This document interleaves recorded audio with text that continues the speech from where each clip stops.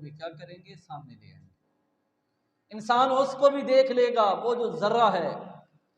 اب ذرے کے حوالے سے کہ وہ ذرہ کتنا بڑا ہے، جس ذرے کے حوالے سے یہ بھی کہا گیا ہے کہ جس شخص کے دل کے اندر ذرے کے برابر بھی ایمان ہوگا تو وہ جنت کے اندر داخل ہو جائے گا۔ اب وہ ذرہ کیا چیز ہے، کتنا بڑا ہے ذرہ، اس کے حوالے سے محدثین نے اور علماء نے، اماموں نے بحث کی ہے، اور اس کے حوالے سے بتایا ہے کہ ذرہ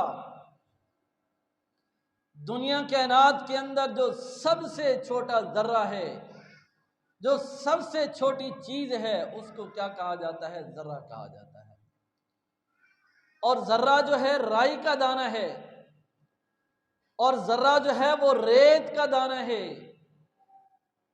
ریت کا دانہ بھی بعض محدثین نے لکھا ہے کہ وہ جو ریت کا ذرہ ہے، اس ذرے کے 1000 ذرے بنا دیے جائیں، ٹکڑے بنا دیے جائیں، پھر ان ہزاروں میں سے 1000 کا جو ذرہ ہے وہ بنتا ہے ذرہ۔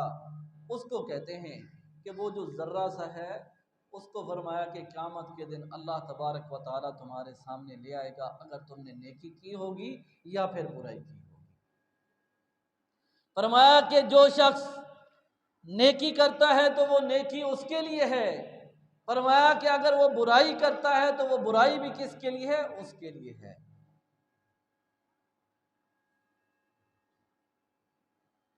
ابراہیم علیہ السلام کے حوالے سے، ابراہیم علیہ السلام نے بڑی نیکیاں کی، قربانیاں دیں۔ اللہ تبارک و تعالی نے ابراہیم علیہ السلام سے کہا کہ اپنے بیٹے کی گردن کے اوپر چھری چلاؤ تو چھری چلا دی، کہا کہ بیوی بچوں کو بے آباد جگہ کے اوپر چھوڑ کے آؤ تو چھوڑ آئے، کہا کہ اپنا وطن، اپنا شہر، اپنا ملک جو ہے وہ چھوڑو، ابراہیم علیہ السلام نے وہ بھی چھوڑ دیا۔ اللہ کے راستے کے اندر سب سے پہلے ہجرت کرنے والا جوڑا جو ہے وہ ابراہیم علیہ السلام ہے۔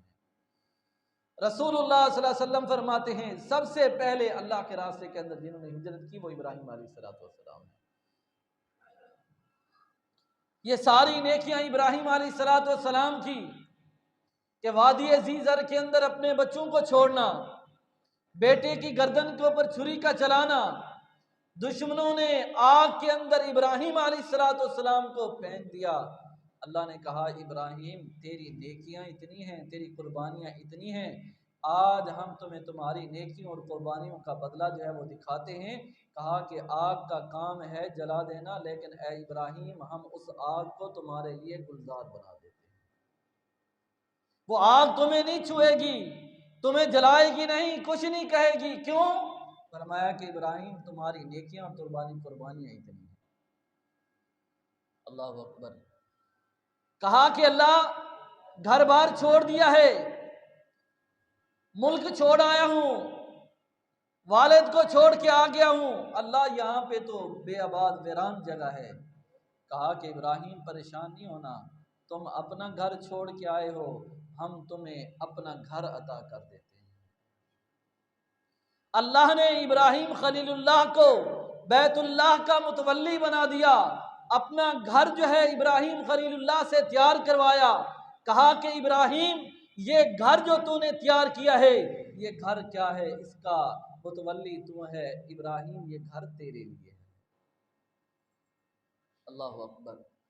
اللہ نے کہا کہ ابراہیم تیری قربانیاں، تیری نیکیاں، کہا کہ ابراہیم تیرے قدموں کے نشان جو تو نے گھر تیار کیا ہے وہ تا قیامت تک جو ہے وہ باقی رہیں گے، آنے والے لوگ بھی اس کو دیکھتے رہیں گے۔ ابراہیم تیری قربانیاں، تیری نیکیاں اتنی ہیں، ابراہیم آج کے بعد کہا کہ جتنے بھی نبی آئیں گے ابراہیم وہ تیری نسل میں سے آئیں گے، تیری اولاد میں سے آئیں گے۔ اللہ اکبر۔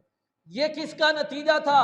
ابراہیم خلیل اللہ کو اللہ نے کہا کہ ابراہیم تیری نیکیاں، تیری قربانیاں، کہا کہ اس بنیاد کے اوپر اللہ اکبر جتنے بھی بنی اسرائیل کے اندر نبی آئے وہ کس میں سے تھے؟ ابراہیم علیہ السلام کے اولاد میں سے تھے، یعقوب علیہ السلام، اور اس کے بعد آنے والے ان کے بیٹے جو ہے جتنے بھی تھے وہ سارے ابراہیم کی اولاد میں سے ہیں۔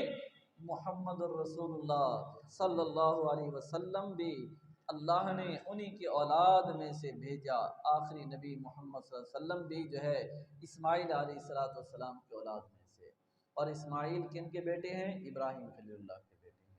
اللہ نے یہ نیکیوں کا بدلہ جو ہے نیکیاں دکھائی ہیں، نیکیاں دکھائی جاتی ہیں انسان کو دنیا کے اندر بھی اور آخرت کے اندر بھی، یہ نیکیاں انسان کو دکھائی جاتی ہیں۔ اللہ اکبر۔ وہ کس صورت کے اندر دکھائی جاتی ہیں؟ اللہ فرماتے فَمَن يَعْمَلْ مِثْقَالَ ذَرَّةٍ خَيْرًا يَرَهُ وَمَن يَعْمَلْ مِثْقَالَ ذَرَّةٍ شَرًّا يَرَهُ۔ وہ نیکیاں کس قدر دکھائی جاتی ہیں، برائیاں کس طرح دکھائی جاتی ہیں۔ اللہ اکبر۔ انسان جب نیکی کرتا ہے تو نیکی کا بدلہ اللہ تبارک و تعالیٰ کس طرح عطا کرتے ہیں؟ انسان کی سوچ اور انسان کی زندگی کے اندر سکون اور صحت، اور اس کے علاوہ مال اور کاروبار کے اندر راحت، گھر کے اندر سکون، یہ سب کس چیز کا بدلہ ہے؟ یہ نیکیوں کا بدلہ ہے۔ کہ اگر انسان کا کاروبار صحیح ہے، انسان کو سکون ہے، صحت بھی ہے، گھر کے اندر کوئی پریشانی بھی نہیں ہے، تو یہ کیا ہے؟ رسول اللہ صلی اللہ علیہ وسلم فرماتے ہیں، فرمایا کہ یہ اس کی نیکیوں کا بدلہ ہے جو اللہ تبارک و تعالیٰ اس کو دکھاتے ہیں۔ وہ 3 شخص جو غار کے اندر چلے گئے تھے، غار کے اندر چلے گئے، اب نکلنے کا کوئی راستہ نہیں ہے،